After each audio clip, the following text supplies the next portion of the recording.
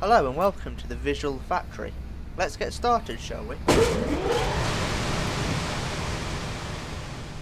The subject of multimedia requires me to select one specific pathway to develop and specialise in. The reasoning and philosophy for my choice will be identified and discussed here. For analysing the work of industry practitioners and forming a reflection upon my own personal life ambitions, passions and concepts, I will be able to come to a justified pathway decision. Experiencing people interacting and enjoying a piece of media I have helped create has always been my ultimate goal. This is what media is all about to me, the thrill of others experiencing my creations. I have chosen to pursue the virtual environment pathway for my second year. A big chunk of my aspirations and spare time these past couple of years has been spent dreaming about working in the animation industry. This is partly influenced by my increased interactions with games, animated films and animated shows. It's been a continued enjoyment since I was a child. It's time to take steps to turn these dreams into reality. Since I started university and began to experience the free media forms, I have almost been daring myself to choose animation, mainly for its challenging factor. It's identifiably harder for me to grasp than the other pathways, but in turn that's its biggest advantage. It's true I found it more difficult than the others, but at the same time I felt more interested, involved and drawn in by its enchanting world than the other two combined. I see many advantages both in terms of economic and lifestyle that would benefit me as a person. I would find this opportunity difficult to pass up. Hard work is interesting work and I love the challenge. I've noticed the people who always do the best in this industry are the ones that are doing it as a hobby. They just happen to get paid for it at the same time. They would be doing this at home anyway, regardless if they had an animation job or not. I heard this while in a lecture with Escape Studios. It gave me that final nudge. Well, what is animation? Animation is a simulation of movement created by displaying a series of pictures or frames. There are many different styles of animation. Traditional animation, computer animation, stop motion animation, motion capture, cutout animation, and many more. They are incorporated into different media forms and create individual areas to work within. Areas such as movies, TV shows, commercials, games, web, architectural visualization, and within these areas of work lie specialised roles and skills that are needed throughout the pipeline. There's character rigging, lighting, modelling, rendering, texturing, visual effects, character design, environmental artist, special effects, compositing, editing, scanning. Within these jobs come many different types of software applications which enable you to create animations. 3ds Max, ZBrush, Nuke, RenderMan, Maya. With all these possible career options, it is impossible for me to pinpoint an exact role I would like to specialise in, but I have managed to narrow it down to some desired areas and interests I would like to explore. To start, let's explore Area 1, which is gaming.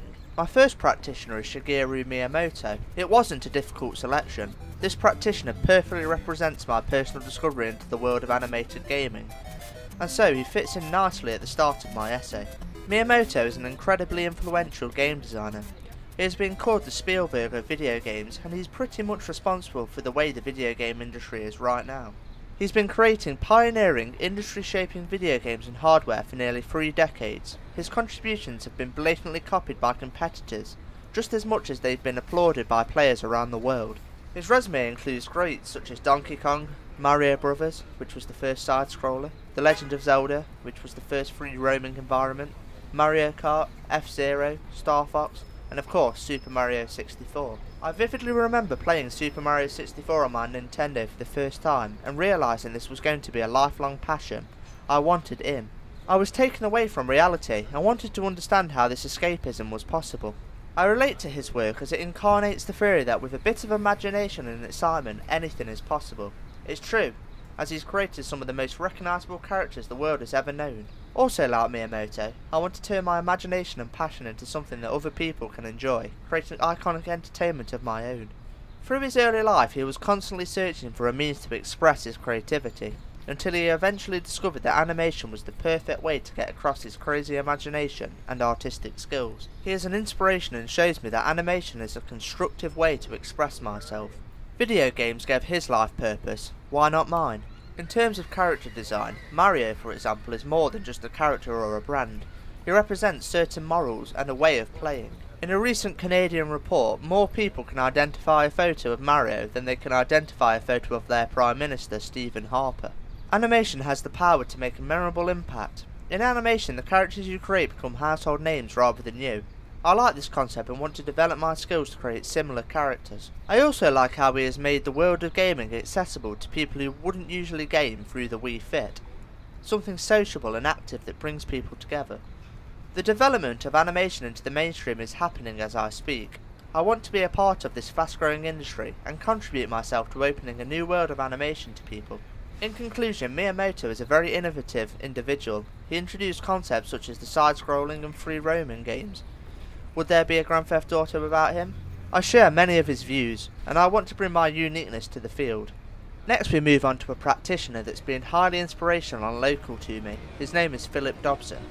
Philip is the lead environmental artist at Eurocom Development Limited, and as the second name suggests, he is also my cousin. He was a constant present figure that played a significant part in my aspiration of becoming an animator when I was younger. We had the same education, family and environment growing up. I remember him giving me promotional copies of games early to test out. My philosophy while playing was, if he can create this, why not I? As the environmental artist, he is responsible for building the assets that go into a game's virtual environment. His duties include a mixture of modelling, texturing and sometimes lighting. The main outstanding ability is he is able to plan out and assemble his own artistic creations and then incorporate them suitably into an interactive world of a game. He harnesses fundamental artistic skills such as drawing, human anatomy, colour design and composition to accurately portray environments to certain themes and visions. He explained how he has become proficient in analysing architecture and objects. He said you have to become a student of life, understanding how buildings are built, objects are sculpted, lighting and shadows, and then apply that knowledge to your environments.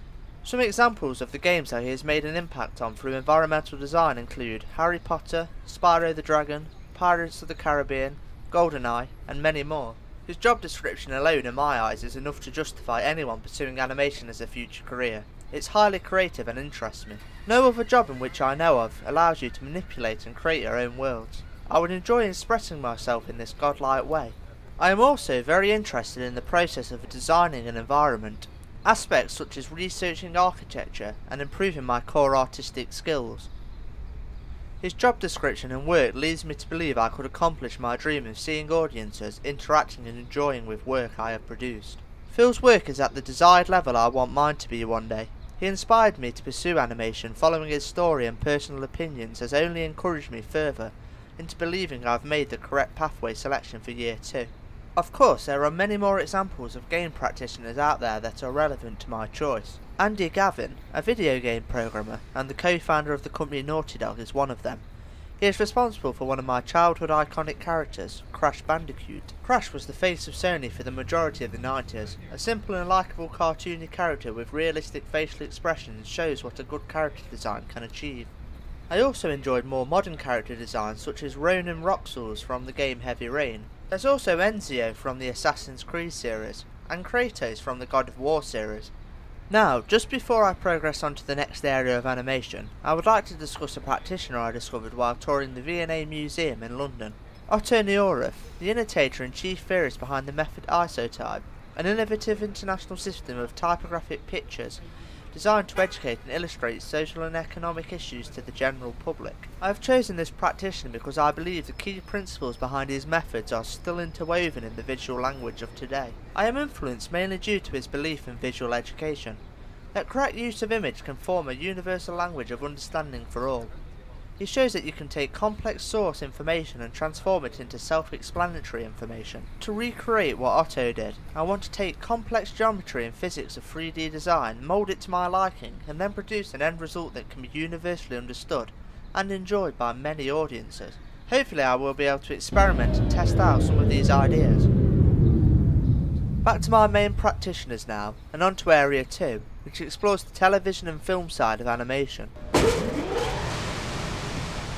My third practitioner is Bruce Timm, a character designer, animator and producer. I have always been a viewer and lover of animated TV shows. The choice to select Bruce overall took more time thinking about than the other practitioners, but overall I believe Bruce to be the most influential figure to me, in terms of contributing to my early fascination and enjoyment of animated TV shows. He is responsible for personifying legendary comic book characters into animated worlds. His character designs truly do shape and represent the modern image we have of huge popular icons, such as Batman and Superman. The fact that his animations are important enough to influence the more popular medium of film is a great achievement in its own right. His resume includes Flash Gordon, He-Man, Tiny Toons, Superman the Animated Series, Batman the Animated Series, Justice League, and various animated films. I admire Bruce, especially for his work on Batman the Animated Series. He started drawing from an early age and states he remembers always drawing Batman as a child. He has combined influences from many comic book artists. He was able to take those influences and create his own style and look for characters and environments. When he was finally hired by DC Studios, the first thing he did was to apply the aforementioned style to the animated world of Batman. He created an otherworldly timelessness, incorporating period features such as black and white title cards, police blimps, a 40s influenced look. It is the first sophisticated cartoon I remember watching. Unlike the average Saturday morning cartoon, many of the stories had deeper meanings. They delve into the character Bruce Wayne's darker side. I'm basically attracted to the mature writing and cinematic style.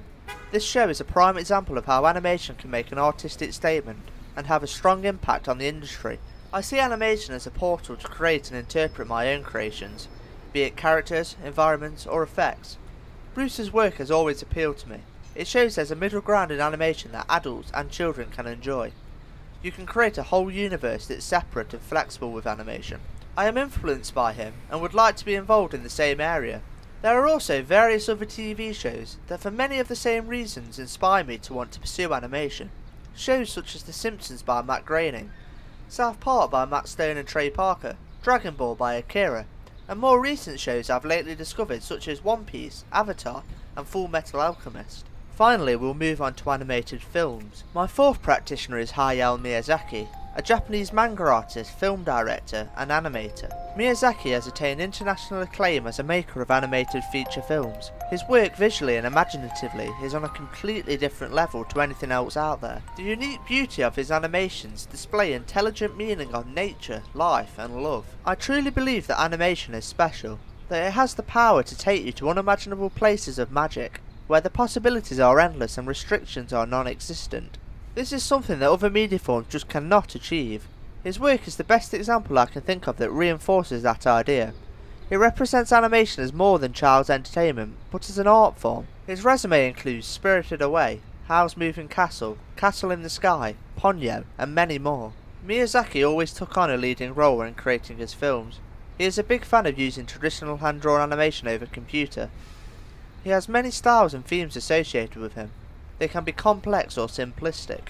He uses his animation to portray environmentalism, showing the fragility of Earth. He portrays pacifism, showing war in the military is mindlessly violent. And lastly, the security and happiness of childhood, and having to deal with growing up. As you can see, his animation is anything but simple-minded. He uses it to get across many of his idealisms to the world. Specific animation of his I've immensely enjoyed, and by this I mean I literally couldn't bring my eyes away from the screen, are Spirited Away and Howl's Moving Castle. Creations such as the castle in Howl's Moving Castle not only demonstrates Miyazaki's unparalleled skill with animation, but also displays his dazzling imagination. Also, the bathhouse in Spirited Away is an utterly compelling creation. He creates characters, worlds and stories we care about. And most importantly of all, it's highly entertaining. I consider him one of the best directors of all time. He provides me with much passion to pursue animation as a career and an art form. Well, that's everything significant up until this point that I can reflect upon my pathway choice. Since being at university, I have experienced a very small but interesting chunk of animation. I have created 3D models such as swords, boats, huts, plants, effects such as fire and water, and even whole environments. If anything, I'm attracted to how incredibly unrestricted you can be with your creations. It has left me hungry for more, and taught me that it's possible to manifest that idea from your head into art. I have enjoyed every minute of animation, and have already begun looking ahead at second and third year's work. The possible areas I now see myself going into are 3D environments, architecture, modelling, character design, and animating. Of course, they're not all set in stone. I'm planning that through further experience and experimenting in year 2, I will discover where my talents truly lie. To get my job in animation, I will continue to follow the latest practitioners, techniques and concepts, look for internships to build up experience, find out where the work is, and finally add to my ever-growing portfolio. And guess what? All this is only possible if I choose animation.